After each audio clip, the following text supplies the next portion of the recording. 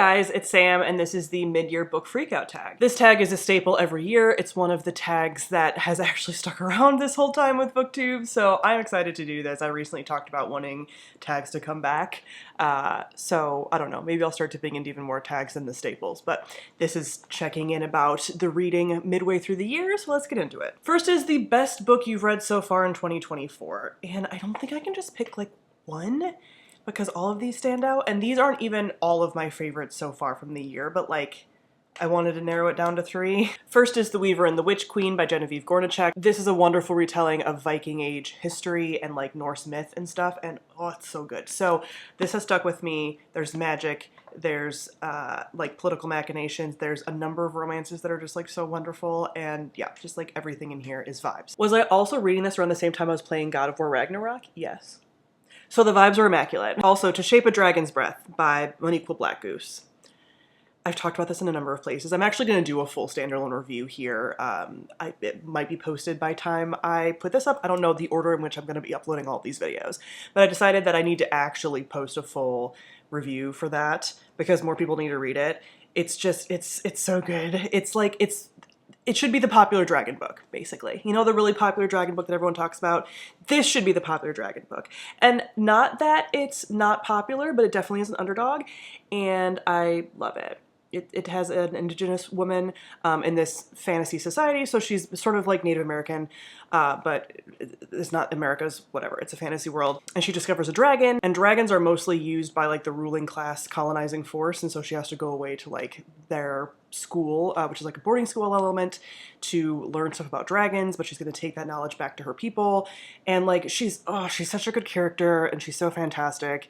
And I love just like the setup for the series, and there's a lot of unexpected things and tropes that are sort of like subverted in the series, and I really enjoy it. Chef's kiss. And lastly, A Study in Drowning by Ava Reid, because vibes. And every Ava Reid book I've read has been amazing. People are not talking highly of her new book, Lady Macbeth, and it has me nervous because everything that she's written I've been obsessed with. So I've been describing this as like Crimson Peak, except for instead of ghosts, it's fae with some ghosts, and like fairy tale kind of fae, like dark fae, right? And instead of like blood, it's water. It's great. Best sequel you've read so far in 2024. I've read a couple of sequels, but I think the best one is Words of Radiance by Brandon Sanderson. I recently finished this. I'm actually listening to these on audio. It's way easier to get through these chonkers on audio. But will I still collect them in physical copy? Yes. But yeah, Words of Radiance. I really liked Way of Kings. Words of Radiance has more going on and builds a lot more on what's going on, and like there's some bigger reveals and stuff. You know, second book in a series. It's gonna be like 10 books. So I enjoyed it. A new release you haven't read yet but want to. Funny Story by Emily Henry I was actually gonna read in June. It is our June book club pick for House Up Book Club, but I have not gotten to it yet because I got so distracted with Tome Topple reading. And then I just read a lot of really big books last month. I read a bunch of things that were like over 600 pages. So I just got bogged down in that and haven't been able to read this. But hopefully in July this is gonna get, I mean, it'll get read before the live show, whenever we decide that that is. And then I really want to get to The Dead Cattail Assassins by Pete Jelly Clark. So good. I'm sad that this is a little novella. It's so short, but assassins who are dead and need to complete their missions in order to not fully die. So like undead assassins? I don't know. Sounds great. Most anticipated release for the second half of the year? Definitely The Lotus Empire by Tasha Suri, the third and final book in the Burning Kingdom series. Yes. Should probably reread the second book. I've read the first book a few times now, but probably should reread the second book before this one comes out, which it got pushed back. It was going to be in like August, and I think now it's November. So yeah, I'm very excited for this one. This is one of the only releases that I'm really keeping up on. I mean, obviously I will also be excited if we get an announcement for when Electo is coming out, but I don't think it's going to come out this year. Maybe I'm wrong, but we probably should have had a cover by now if that was going to happen. So, and yeah, I'm not really keeping track of other second half of the year releases. A lot of my most anticipated releases were for the first half of the year. So if you have any releases that you're like, Sam, keep your eye on these, or you forgot about this, leave that in the comments, because I'm just not up on the new release calendar these days. Biggest disappointment so far this year. Now, neither of these were books that I hated, but they were disappointing in that they weren't as good as I thought that they were going to be, and they were authors whose other work that I really enjoy. First is The Familiar by Leigh Bardugo. I've done a full review on this, so I'll link that on the screen if you're interested in more of my in-depth thoughts, but it just didn't really hit quite the mark for me. It was fine. It was solidly fine. But it wasn't great, and I expected greatness, and it just wasn't great. Also, Feybound by Sarah El-Arifi. This was just, like, again, solidly fine. I really enjoy the Final Strife series that she is currently writing. The last book, oh, that might come out this year. Ending Fire might come out this year, which I'm excited about. But Feybound was just, like, fine. And it could have been really cool because it was, like, Fae and elves, and it was a world where, like, Fae, elves, and humans all existed, and then everyone but the elves got killed off, but that's not actually true. The Fae are still around, and some elves get exiled and end up in, like, Faelands and stuff, but, like, basically the romances were just, like, what put me off so much. There's 2 main romances, and the books are very romance heavy, and I don't know why, because they really don't need to be, and the romances, like, don't make sense to me, as far as, like, the trust and everything that's there, even in book 1. I'm just like, yeah, and I just felt like the world building and stuff was, like, pretty weak, so yeah, wasn't really thrilled with that one either. Biggest surprise. First is How High We Go in the Dark by Sequoia Nagamatsu. This could have also been one of my favorites of the year. It is one of my favorites of the year. But this is like a series of stories that are all sort of interweaving after an apocalypse, essentially, like a flu virus apocalypse, I want to say. It's one of the first books that I read this year. Listen to it on audiobook. It's like a fully casted audiobook. It's so good. And I've heard people talk about it, but like not a lot. And so I wasn't expecting it to be like 5 stars good, but it's so good. If you are a fan of like Station 11 or something, it has Station 11 vibes with even more like stories interweaving, and I got some of the same like feelings from it as Station 11. That sort of like post-apocalyptic, but look at the stories of the humans involved kind of thing. And this one is much more sci-fi and takes place over a longer period of time than Station 11. So I really enjoyed this. The other surprises were Peace is Lost by Valerie Valdez. Not as much of a surprise because I had read other Valerie Valdez stuff, but this is a standalone. I think it's a standalone. I don't think she's going to continue and make this like a series or anything. But I had read, and I'm currently reading the Chilling Effect series by her, which is essentially Mass Effect fanfiction a little bit. Like, it is very heavily inspired by Mass Effect. I love it, but it's its own kind of thing. And it's also like a little bit more comedic at points than is what I'm used to or really necessarily enjoy. Like, those are the downsides of that series for me. This, where Peace is Lost, it's a standalone sci-fi, and I really liked it. It has more of a serious tone to it, and it's just like, I don't know, it's just like so nice. Like the story is just sort of like, you know, what makes a hero and your choices and always being able to like make the right choice even years later. And there's a romance that's like a reluctant allies to lovers kind of thing.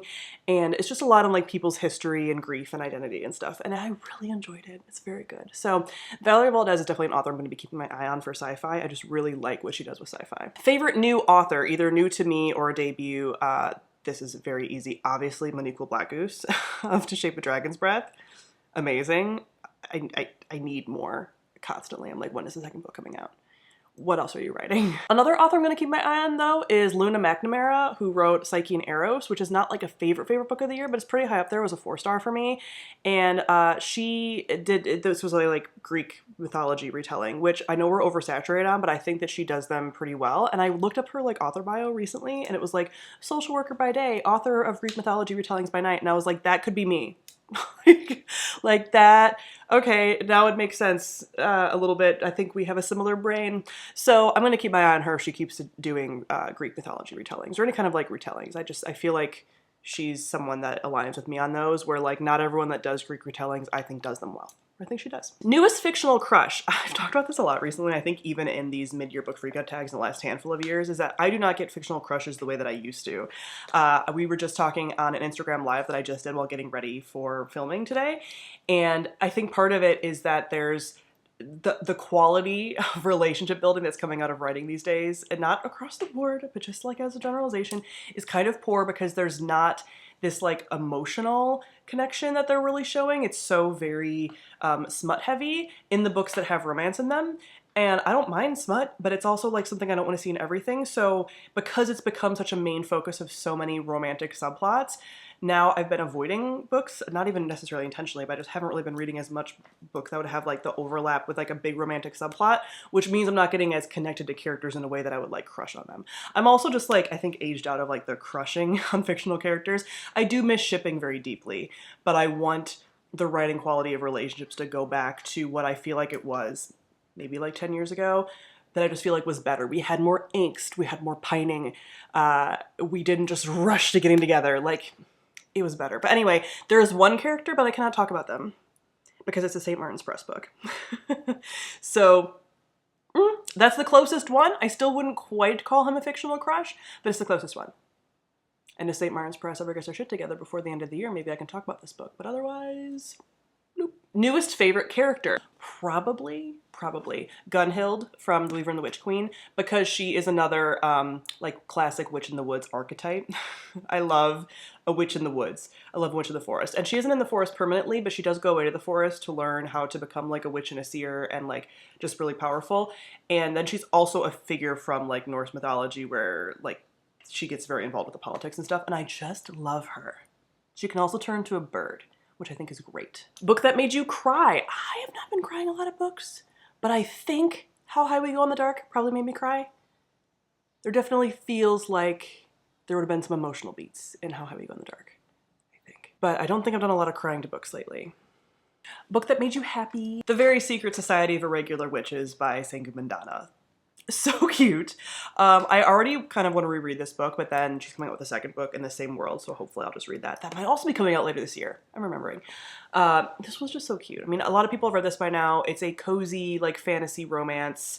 I mean, not really, like, it's contemporary. So, like, a woman is a witch and she has to go and like take care of these little kid witches essentially because reasons, and there's like a reluctant romance and it's just very sweet. And actually that reminds me that I should maybe for the second half of the year get back into my cozy fantasies like a little bit more for fall maybe, because that feels like something that would be very soothing to my heart. But yeah, that book was so cute. Most beautiful book you've bought so far this year or received? The Tainted Cup by Robert Jackson Bennett. This actually should have been in my answer for most anticipated release that I haven't yet read. Wait, a book that's already been released that you haven't yet read. Whatever.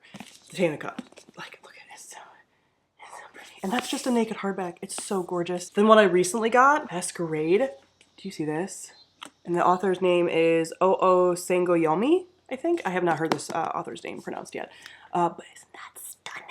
With like the gold leaf. Oh my god, it's so pretty. And then Sunbringer by Hannah Kinnear, which is the second book in the like God Killer series. Again, we have some like iridescence to it, but it's this like ocean god, Poseidon-y kind of image, which is so stunning. And last question, what books do you need to read by the end of the year? I have an upcoming video of books that I'm reading for like my series and stuff. So I'm doing a series check-in for the second quarter and then talking about like what I'm going to get read for the third quarter that are all like series books. And those are the biggest thing I'm focusing on right now is series and getting books off my TBR. So to not be redundant, I'm not going to repeat that in this video, but go watch that video when it's released, whether it's before or after this. So that is it for my mid-year book freakout tag. Comment below and let me know some of the answers for these for you. And again, any of those anticipated releases for the second half of the year, because I'm out of the loop. Thank you all for watching and I'll see you guys soon. Bye.